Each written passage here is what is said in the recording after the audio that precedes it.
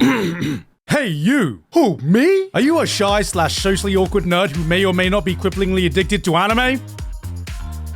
Yes? Are you looking for a girl that's popular, charming, and attractive, but also has a secret side where she likes the same things you do? How does he know? Are you still a teenager in high school? Well, why not try your local romance anime where we have all the hot single girls in your area looking for a shy, lonely nerd today? Where do I sign up? The romance genre is an absolute staple of anime and manga, and you know why we watch it. The love triangles, the hand-holding, the first confession, the drama. This is why we keep coming back time and time again. And look, if you're a regular viewer, you probably know the types of romances that I tend to gravitate towards. That's right.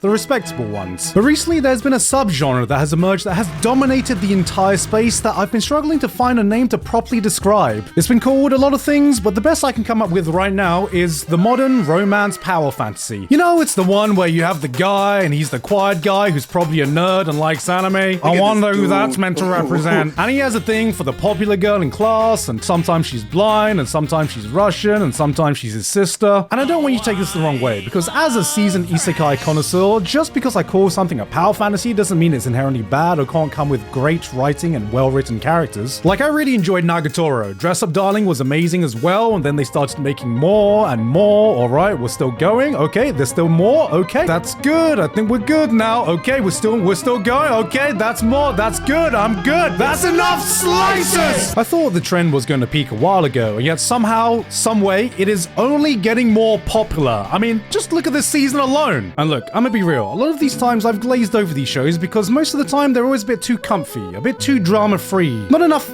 spice compared to the romance anime I grew up with, but I needed to know why this has become such a dominating force in the space. So I thought I'd give it a second chance because I needed to reacclimate to normal society after rewatching Scum's Wish. I picked 3 recent shows that have just kept showing up on my timeline to see why this genre just doesn't seem to be going away. Are these as much of an unrealistic power fantasy as your standard isekai, just with a new lick of paint? Do I have the wrong image of them? Are these shows doing anything new in a saturated genre? Is this the new template for the modern anime fan wish fulfillment show? But you know what is my ultimate power fantasy?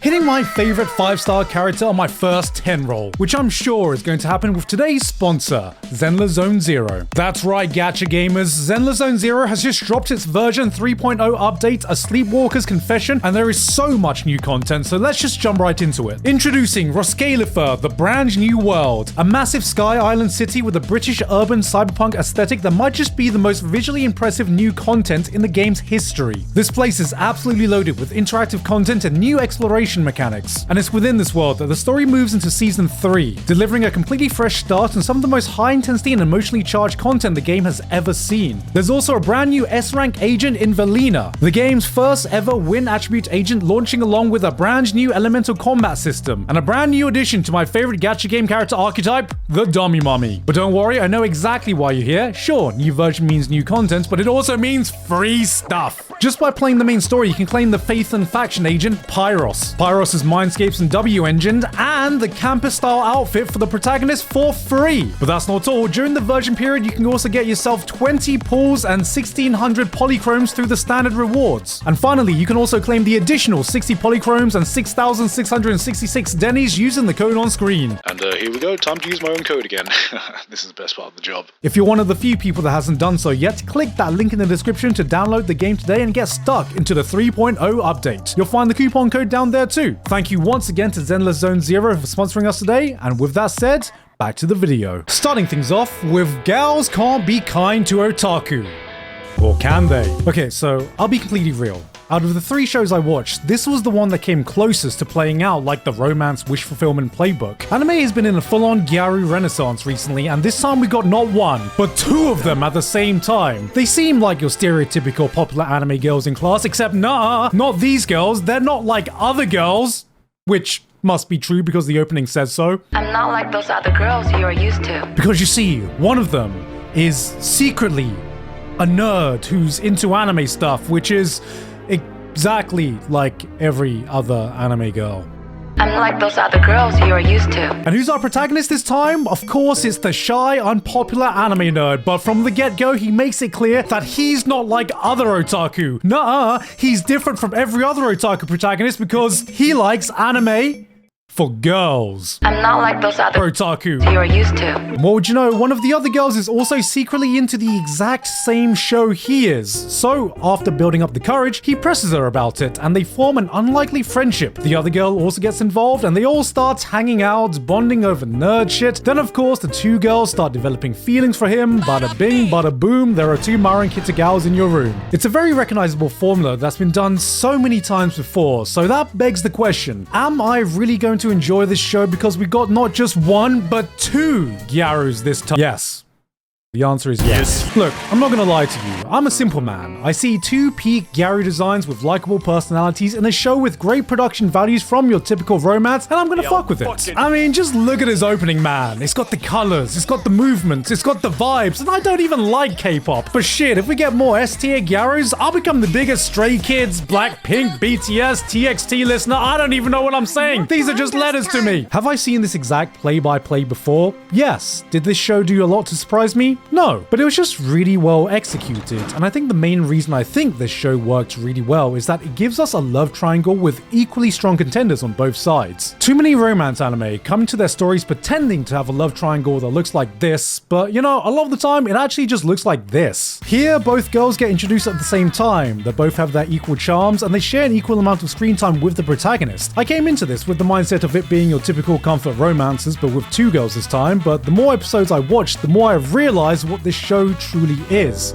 This is a harem anime with only two options. And boy, now you're entering my playing field. As much as I had a good time with it though, I gotta be honest, it did have its fair share of moments that I like to call shit I see in romance anime that makes me want to become a grass toucher. Main character creaming their pants over the slightest bit of female touch. Oh man, alright lads, I think it's been a while since I've gone out for a run, yeah? Protagonist having a full-blown hallucination thanks to smelling a woman's scent in his room. Oh shit, there was a park this close to where I live? How the fuck have I not been there yet? Anime character having a full-on anxiety attack over the thought of an indirect kiss. Hello? Yeah, sorry mate, I'm a bit busy. I'm sending off job applications to become the groundkeeper in the next World Cup. One thing I will say that stood out though was this show's focus on friendship. Our main boy Takia shares a different type of friendship with each girl. With Amane, they have this shared interest in a niche hobby they can bond over that they can't really do with anyone else, and it's only really around each other that they can truly let their passions come out, aka the introvert friend. And then with Ijichi, you have someone who has totally different hobbies and likes, but she takes a general interest in his interests. She learns about them, asks him about his fan art, but in turn, she also brings him out into situations he normally wouldn't put himself in. And it's because of her that we see a new side to him, aka the extrovert friend. And it's this friendship that everyone, especially the girls, are afraid to mess with, because on Takia's side, bro doesn't even register them as a romantic partner. He's just ecstatic he can find people he can nerd out with about his favorite topic. Otaku-kun wa docchi ga type? 僕は And though it's so blindingly obvious that the two girls know how each other feels towards Takia, there seems to be this unspoken agreement that no matter what happens, they're not going to let that affect their friendship with each other, reminding us that in the equal battlefield of love, the players can still look at each other and go, hey, you may be my competition, but you're not my enemy. Now tell that to the average Messi and Ronaldo fan. And it was this focus on friendship first over romance that I started to notice in a lot of the other shows. Because moving on, let's throw high school out the window for a second and focus on a protagonist that is closer to my age. I mean, way older. Far, far, far older. So old, I would never be able to relate to him. He's not that old, right guys? We're talking about Smoking Behind the Supermarket with you. Older viewers may remember I've already gassed up this title when it was a manga, and now that the anime is just released and I've seen so many posts discovering the Greek goth goddess that is Tayama, all I can say is... Yeah, I fucking told you so. But I know the internet has given everyone the memory of a goldfish, so allow me to give you a refresher. ¿Quieres? The show follows Sasaki, aka Billy No Mate's full-on solitude maxing. He's your prototypical middle-aged Japanese salaryman. He works hard, frequently stays behind until go fuck yourself o'clock, where his only solace in life life is seeing the smile of his favorite cashier at the supermarket, the angel in an apron, Yamada. I think the only way we could describe him having a healthy work balance is if we use your mum as a counterweight. You can tell a lot about a man about what he buys at Tesco's after a long day of work, so let's see what our lad is picking up. Alright, looks like he's got some half-price daikon. Ooh, what else? Some mochi chips? I see you, big man. And oh yes, it's been a long day, so here comes a couple of cold ones. Respect. Oh, damn, must have been a really long day of, really long day of work. Okay, brother, okay, you can stop now, okay?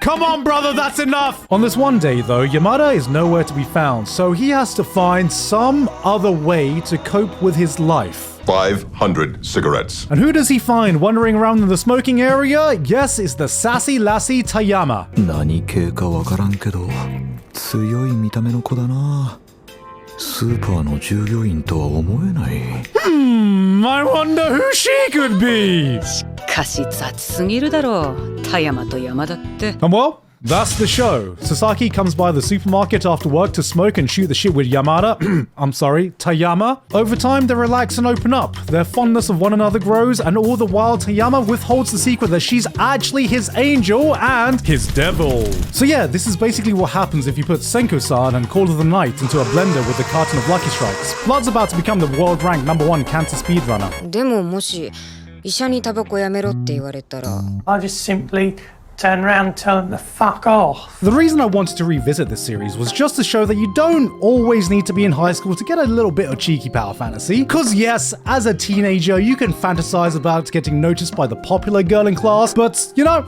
as an exhausted adult crashing out after your 9-to-5 grind, what man wouldn't want to vibe with a hot anime goth girl after hours, even if you have to speedrun cancer in the process? At face value, it doesn't take a genius to figure out what this show's appeal is. I mean, just look at her. Tayama's aesthetic is basically peak performance in the eyes of 90% of modern anime fans. She's what Michelangelo would come up with if you asked him to sculpt the perfect Reddit profile picture. あんた貢がされているんですか Yep. And I don't know, there's just something about her that reminds me of someone else. I just can't quite put my finger on it. Oh. But you know, unlike all of us down bad degenerates, Sasaki is a gentleman. He's genuinely not here to creep on Yamada, he's just here for the vibes. In fact, not a single line of dialogue slips his lips, or even his internal monologues would suggest that he has any salacious intentions. That, or maybe Tayama just isn't his type. お腹より腕が好きってか Sasaki. Yep, that confirms it. He's got no interest in hitting on Tayama because his perfect girl is actually Geodude. Cause you know, while romance is down there as one of its main tags, I'd argue that's not the main driving force of this show at all. Sure, there's no shortage of blushes and moments of overt flirting from Yamada in this show, but they always feel at least organic and quite frankly are the weakest parts of the show for me. But what I do love about this show, and where I think it shines the brightest, is it being about two people who outwardly could not be more different, but in fact are very much the same. Because the focus of this series is on Sasaki, as a viewer it's easy to miss that Yamada is going through pretty much the same stress as he is. Outside of work, we don't see any friends or family of hers. The show puts great emphasis on all the nights Sasaki works until midnight, but brushes over the fact that Yamada is always there at the supermarket at that time as well. The show makes it very clear that he is as much of a comfort to her as both versions of her are to him. しょうがないじゃん佐々木さん私の癒し枠なんだもん何それ山田さんのレジ並ぶ佐々木さんと同じだよ Because the focus of the show is the time they spend together and their jobs, you rarely see anything outside of that. But the one time you do, you see both of them live in small apartments with near to no visible possessions, eating junk food and drinking alcohol. 酒買って裏でタバコ吸って帰って寝る From what we've seen so far, they simply don't have anything else. And for Yamada, it's perhaps even worse because the comforting third space they share between them is literally behind the very supermarket she works at. And it's this shared experience that makes their conversation feel so organic, like it's the actual stuff people in their shoes would actually shoot the shit about. This is a show where most of its content is just two people sitting in the same place every episode having a chin wag, and it's no small feat to making a formula like that engaging episode after episode. I recently rewatched the film Lost in Translation, and there's this one scene where Bill Murray's character is with the much younger Scarlett Johansson's character after a serendipitous meeting that has brought the two strangers together, and after a long night of exploring a foreign city, partying and getting lost, they are just laying in bed in an ungodly hour just talking about life. It's a moment that is so intimate, but not in any weird or romantic way. It's just two people from two different walks of life talking about their deepest feelings, their hopes, their dreams, their regrets, and it's two souls bonding. I love this scene so much. It's a moment that so perfectly captures those 3 a.m. deep conversations you have where all barriers are broken down. For some reason, you feel like opening up, and it's reciprocated by the person you're talking to, and you get to have the types of conversations you never usually would under any other circumstances. And it's these conversations that you'll remember between the two of you for years to come. Now, take this moment and make an entire show around it, and that is Smoking Behind the Supermarket with You, because it's episode after episode where you feel a small subtle change in how much of a positive effect they have on each other's lives. Gradually, the scenes of Sasaki's work feel less and less stressful. Things that would have previously knocked him out, he begins to take in his stride. You can feel that because he's now got something more positive going in his life, everything else feels more positive because of it. Work is easier when there's something after work to look forward to. For a show of this type that is clearly targeted towards an older audience, I can definitely say that this is the vibe I goddamn crave even more than having a straight up romance. But again, having a show with this setup that is more catered to a mature audience is certainly a rarity in anime, cause going back to high school, if there was one show that on paper looked like it checked every box for the purest wish fulfillment romance power fantasy bingo this season, it was of course, I Made Friends with the second prettiest girl in class. 週末とかちょっと楽しみにしてることとかもない？ Stroking my dick. I got lotion on my dick right now. I'm just stroking my shit. Now, I went into this show with alarm bells ringing just reading the title alone, because I Made Friends with the second prettiest girl in class? Like, is there a better shorthand name for this show? Pretty girl, I Made Friends. Oh, new friend! IMFWTTPGIC. Secondly, who in this high school decided that she was the second prettiest girl? Did all these girls compete in Miss Japan? Does the school have a pretty girl power ranking system? Are these boys taking the list and arguing who's prettier than Goku? Then episode 1 starts, and it's exactly the type of show you think it's going to be. You got this guy, Maki, and just to give you a little bit of insight about the type of guy he is, we get introduced to him where he announces himself to the class as the guy with 0 hobbies who spends his weekends alone eating pizza, watching movies, and drinking Coke. I shit you not. Under skills, he puts gaming.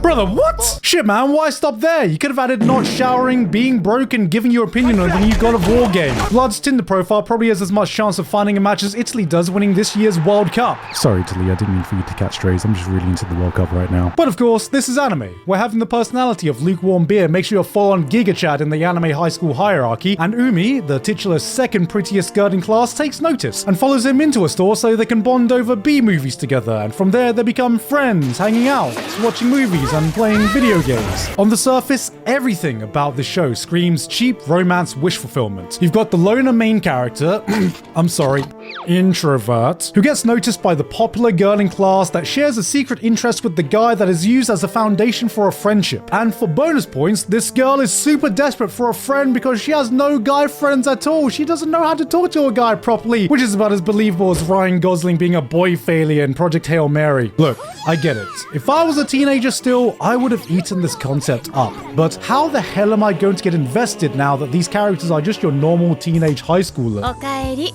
海。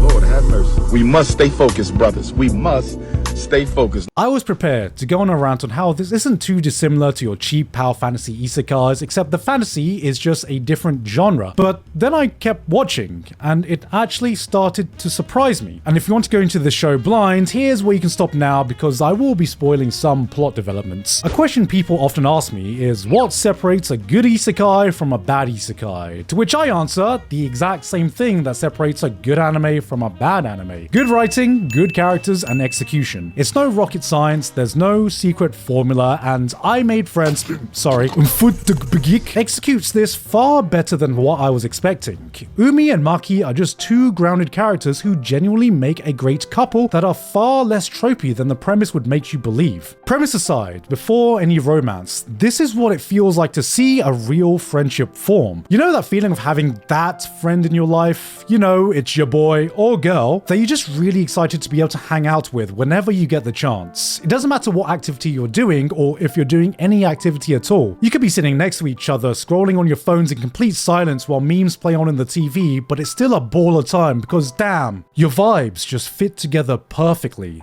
This show captures that feeling. It's been a while since I've seen a relationship develop so naturally in a romance anime. It's not about the big romantic moments or gestures of love. It's about two people who just sincerely enjoy spending time with each other, forming a genuine human connection. If anything, it felt closer to a slice of life. This shit was moving so naturally, you don't even notice a specific point they start developing feelings for each other. They just kind of feel like they always have or always should have done. After a while, you just notice they casually start going on dates, holding hands, sleeping over, and the protagonist isn't going, "Oh my god, I'm holding hands with a girl. This is the first time I've ever felt a touch of a woman." Forget the will they, won't they? This is the when will they, because they already clearly like each other.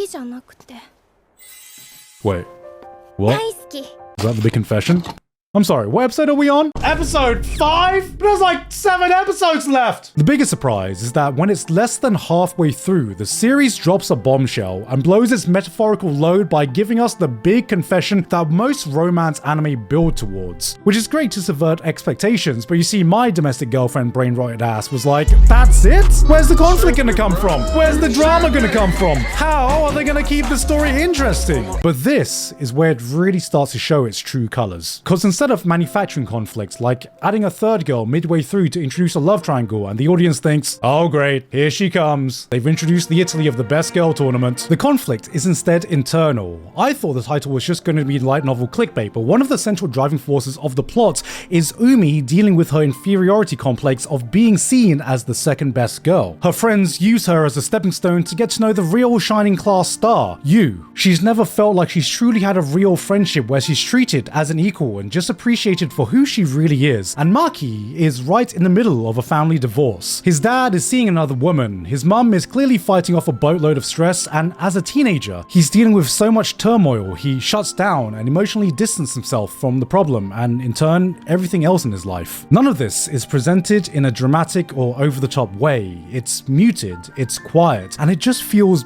real. This was a level of emotional depth I wasn't expecting from this show. Both of their troubles stems from a lack of ability to fully talk and communicate about their inner feelings, and it's the bonds they form with each other that helps them to gather the courage to confront these problems head on. Funnily enough, the romance is really just a byproduct of the two of them pushing to bring out the best in their respective partners to help them through these issues. And I think this is the exact point that I realize why these types of romance shows are so prevalent in the modern anime space. Because yes, you can argue that, hey, a lot of guys just want to get noticed by the popular girl in class and, oh my god, she likes anime and video games, mom, get the camera! But go a layer deeper, and I can see with a lot of these shows, yes, they are romance anime with the ultimate goal of seeing two characters become a couple, but before that is, well, friendship. We don't always need the spicy developments or the love triangle that expands into the fourth dimension to keep our interest anymore. It's about the journey of building a true human connection with another person that, you know, may eventually blossom into romance. Fiction, stories have always been there to fill the gap of something the viewer doesn't have, and forgive me for this conjecture, but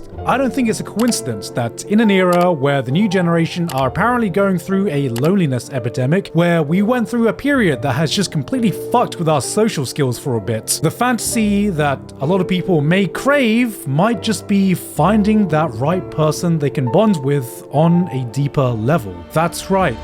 The real power fantasy might just be the friends we made along the way. That was too much, right? That ruined the vibe? That ruined the vibe. So to modern romance fans, all I can say is, I get it. I understand it now. That's not going to stop me from rewatching 4 seasons of Rent-A-Girlfriend though. Hey guys, hope you enjoyed the video. Thank you very much this month to Basil, Payne Padgett, Waltergeist VT, Dysfunctional Degenerate, Pony Stark, Flabberwocky, Masako12315, Author Curtis Eckstein, Mike 808, Jonathic, Tabazo 1989, Dazza, and everyone else on my Patreon for helping to support me for this month and making this video possible. Look guys, I promise you, I watch more anime than just romance anime. More anime than just trashy romance anime, you know? know. But I've found myself in a little bit of a rabbit hole this year, it seems. But who knows? Next time I'm forced to watch other genres because we're going to be doing the summer anime chart. And I promise there won't be another romance anime video after that. Also, to anyone in LA next weekend, I'm going to be at Anime Expo once again. So look out for my socials to see what panels I'm going to be on this year, because I have got a bunch of panels to do. It's going to be a very, very busy weekend for me. Anyway, though, that's it from me. I've been Gigguk, and I'll see you all next time.